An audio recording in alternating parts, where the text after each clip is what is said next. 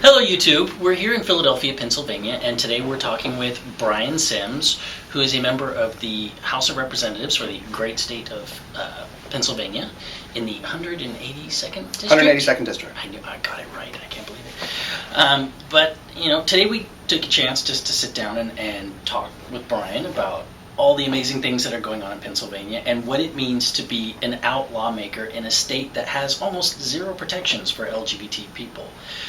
So I know it's probably a topic that you talk about a lot. It's okay. But what are some of the challenges you face being out in the House of Representatives? It's interesting. That's usually not the first question I get about the challenges. And part of it is I'm 6-7 months in. I almost don't know what the challenges are right now. What we're seeing is a whole lot of successes. The challenges are sort of, if there are overt challenges, it's things that we expected. It's a very organized Catholic conference in opposition to these laws, which is very effective. It's like any other organization that's never had any out people before. There's a big learning curve, just sort of an exposure curve, but so far so good. We talked a lot during the campaign. Pennsylvania was the second largest state in the country that had never elected somebody who was openly LGBT. 237-year history of the state. And yet it was you. Why do you think that is? Lots of reasons. Heck of a support system, a lot of organizations. The National Gay and Lesbian Victory Fund, Equality Pennsylvania, we're Liberty City Democrats here in Philadelphia. A lot of really good organizations that I've been a part of, became a part of the campaign, for sure. And we were just ready. We were ready. There was a woman named Fern Kaufman who had run for office out in Montgomery County, where we're seeing these marriages now. And she would have been great in the State House, but she came close a couple of times and didn't win. And some good friends sat me down and said, you're right. Now is the time to do this. I'm glad to say so far it's working. Right. Well, you had a long history of working with marriage equality groups and activist groups before this. Why did you make that shift from the activist sphere into politics? I mean, granted, they seem to go hand in hand. Yeah, and they do. A couple of big reasons. One was, I joined the board of the National Victory Fund in 2009.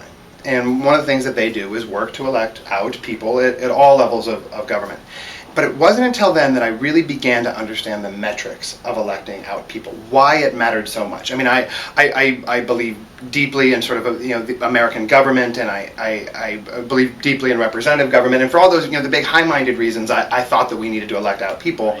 But the math and the metrics made even more sense. And we know that when we elect out people in places that they haven't been before, the byproduct is equality. In whatever way that body can offer more equality, it tends to do that, irrespective of if it's that person themselves that's even introducing those measures. And so, I live in a state that lacks, as you said earlier, all LGBT civil rights. We have second parent adoption through case law, not through anything legislative, and that's it. And so, it was easy to draw the connection. What wasn't as easy was deciding to run an election and do it yourself. But Philadelphia is as I said, the LGBT friendliest city in this state. I think now one of the friendliest cities in the country. So this was the right place to do it from. Was there, at any moment, did you just think, man, what the hell have I got myself into? Every single moment. I did this the right way. Philadelphia has a long history of people campaigning here and knocking on doors. And so I got out and just knocked on every door I could. I talked to everybody. No surprises. And so I trusted in the people around me that knew this very well. And what they said was, the old rules of politics are the best rules, and that's get out and talk to people. Now, I know that you're in the news a lot. A lot lately. You're kind of a household name for, at least in gay households. Everybody knows who Bryan Sims is. When we said that we were going to interview you, we got a deluge of questions. But how, with your colleagues on the House of Representatives,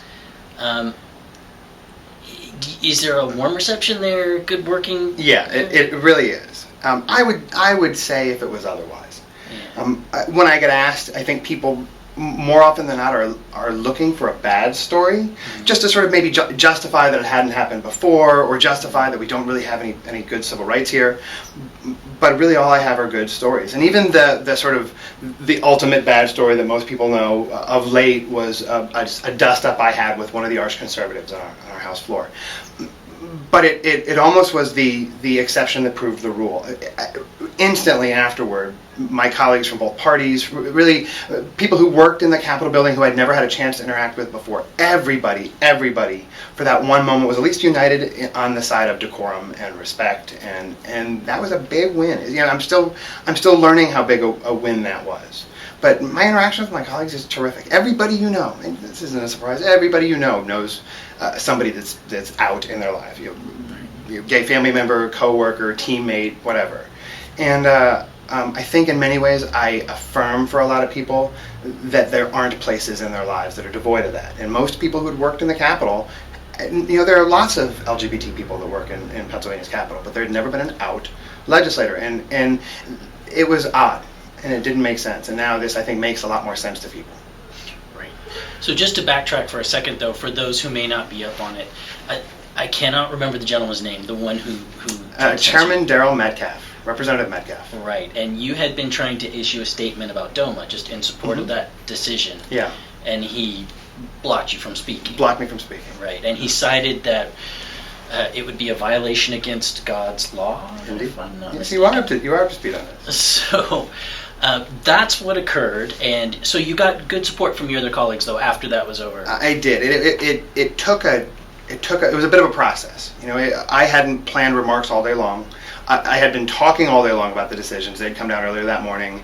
I had spoken to a lot of my colleagues about it, and at the end of our regular session, when you have an opportunity to sort of address some of the issues that weren't addressed during the day, I wanted to talk about these two decisions from the Supreme Court, historic decisions. I'm a civil rights attorney for no other reason than in the sort of spectrum of major cases from the Supreme Court. These two cases were enormous, and the technicality. Everyone's wondering how can one person shut you down. The technicality is that we speak under a rule called unanimous consent, and it's essentially assume that the room gives unanimous consent for a person to speak, but it only takes one person to challenge that. And the chairman challenged it. He didn't cite a reason at the time. We weren't given a reason. A bunch of my colleagues sort of stepped up to try to continue my thought, whatever my thought was. I spit out 3 or 4 words.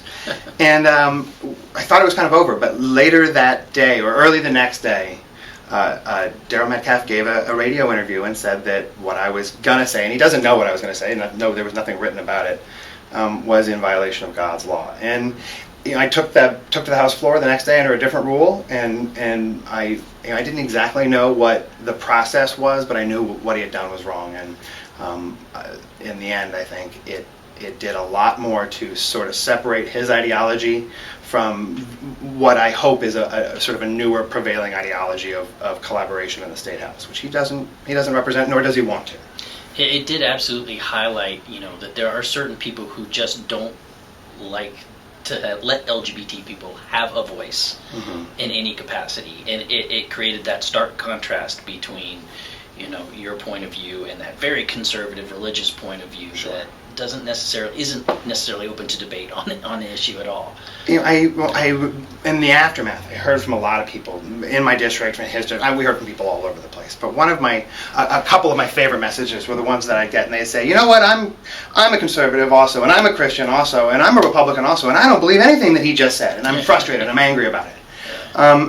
I never in a million years would have thought that it would take someone like the chairman to sort of slight your everyday standard conservative Republican Christian, but this did, and it was helpful for me. It was good. It's good to be reminded of some commonality.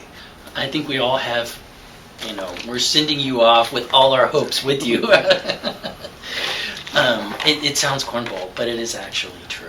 You know, when somebody gets out there and speaks their mind and isn't afraid to pull punches, I think there's always a part of us that's going, yeah, you know. Yeah, I don't know if it's even so much pulling punches. I'm I'm a pretty fiery person. I'm very passionate about the things that I believe in. But this experience is as much about learning that other people are allowed to be passionate in ways that I am not. Other people are allowed to disagree with me, even though everything in my logic leads me to a certain conclusion. I do have to understand that that's not true of everybody. In many ways, that's one of the blessings of being a gay person, is that, we get to understand that not everybody thinks like we think, not everybody reacts the way that we would react, and building empathy for people who disagree with me. How's that for a learning model for the first 6 or 7 months in office? Montgomery County has been in the news a lot. Yeah. So they are marrying gay people now. They are? And I cannot remember the title of the gentleman, Bruce Haynes, who was on Rachel Maddow recently, saying that he believes he sees... Register of Wills, I believe? Right. That he believes he sees... I was going to ask YouTube if that was right, but I wouldn't get a response. Oh, YouTube knows. I figured will as correct much. us. Yeah, that's my guess. Register of Wills. Go to it, YouTube. So, what is your opinion on LGBT people getting married now? Is that something do you think should be taking place, or is there a better way to go about making this happen? I've thought a lot about this in the last few days. This was in a movement in Pennsylvania that has been really coming together a lot in the last few years and being a lot more collaborative. This was something that sort of came, I don't want to say came out of left field, but snuck up on us. Didn't see this one coming. The lawyer in me has an answer, the legislator in me has an answer, but what I've learned in the last few days in talking to the couples that did it is that they just wanted to get married, and they had been dying to get married, and they could race off to a place and go get married. And you know what? That's why everyone wants to get married. And there will be plenty of lawsuits, and they're going to shut this guy down soon. And that was a part of this while this was done as well. So it's not for me to tell anybody if they should or should not go get married in Montgomery County. So I had to do a little bit of research before we got here. So you're actually from a military family. I am. Right. I'm an Army brat. Yeah, and you guys moved around a lot when you were a kid, and you've been a little bit of everywhere. And you have been an extremely busy person for the last few years.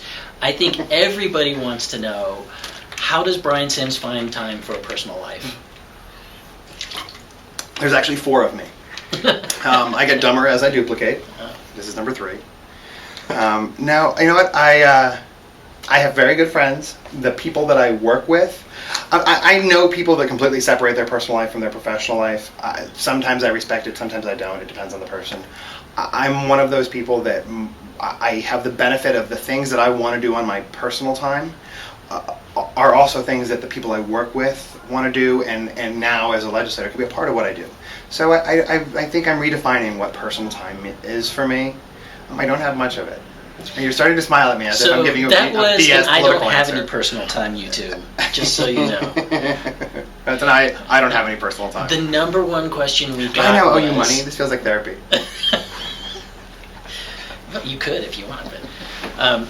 the number one question we got was... Oh, no. Do you have a boyfriend? I don't. You don't? I don't. See? He's up for grabs. Now, what happens from here on out is not in my control. You just said that to all of YouTube. Yeah, just between us. Yeah, pretty much. So I think you have about 2 bazillion stalkers, at any rate.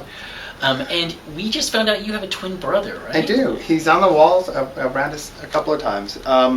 Yeah, he's straight and married. He's got a kid. He's got a second one on the way sometime in the next couple of weeks. So there's another blonde Bryan Sims running around. No. I should be so lucky. Nate's my twin brother was a 4-sport athlete in school. Beautiful family. And you were captain of the football team too in college. In college, I was a little late to the game. Oh man, well you're not too far away from those years. You're still carrying off the captain of the football team thing pretty well. Thanks for that. So anyway, YouTube, that's enough of me making an ass out of myself with Bryan Sims. Thank you very much for taking the time to talk to us. Yeah, this is great. Yeah, and I have to go calm down now because I think I'm probably blushing. But thank you for taking the time to sit with us, and I hope you guys will follow Bryan Sims' career because we like him a lot, not only as a friend, but as somebody who I think carries our voice out there to those that need to hear it in power. and you do carry all our aspirations with you. Well, you've now all been guests in my office, so I will do my best. Check in with me. I was so nervous about doing this, and he's a really nice, very personable guy. So feel free to send him all of your email. Okay. Bye, YouTube.